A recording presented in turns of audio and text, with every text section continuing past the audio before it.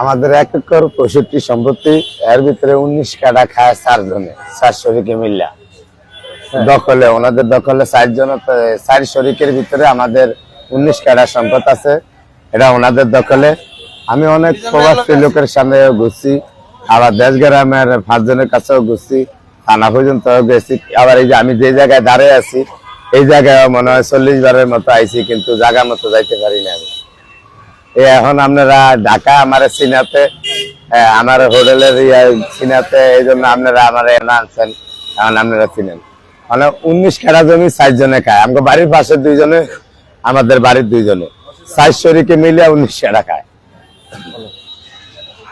মানে আমি এই চাঁদপুর মহাদের কাছে আর এই চাঁদপুর পুলিশ সুপারের কাছে আসছি, বাংলাদেশ সরকারের কাছে আমার অনুরোধ, যেন আমার এই বাপদাদার প্রত্যেক সম্পত্তি যেন আমার উদ্ধার করে দেয়। আমার গ্রামের মানুষের যে কাগজপাতি দিয়ে খায়, আমার পাশের মানুষের যে কাগজপাতি দিয়ে খায়, এই কাগজপাতি আমি চাই।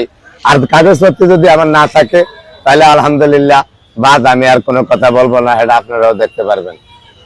আমার চাওয়া। 6 জনের মালিক, মাইলিয়া 7 জন, উনি একজনের তুলে রেজিস্ট্রি করে কেমনে নেয়, আমরা 6 জন তো অনেক বাকি। আমরা ওই মেয়ে না, আড্ডা মারতুন নিচে, আমগুলো তো আছে, আমরা তো আর দেই না।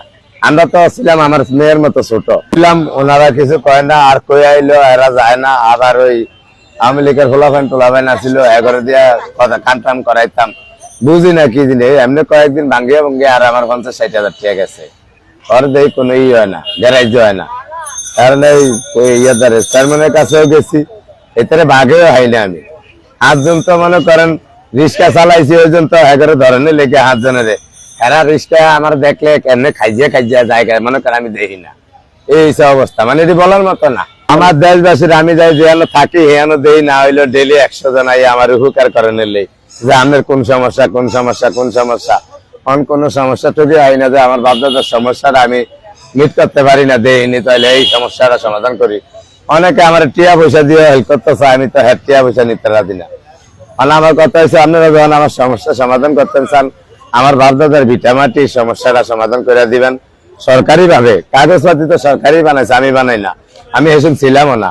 এই কাগজ দেখিয়া পাবলিকে যেমনি খায়, আমার লগের বাড়ির মানুষে যেমনি খায়, এইভাবে দেখে আমার আপনারা লইয়া দিবেন। আমি এই কাগজপত্রের ব্যাপারে কিছু বুঝিও না, এটাই আমি জানিও না। আমার চাঁদপুর জেলার মানুষের কাছে চাই আমার বাপদাদার সম্পত্তি রিটার্ন চাই।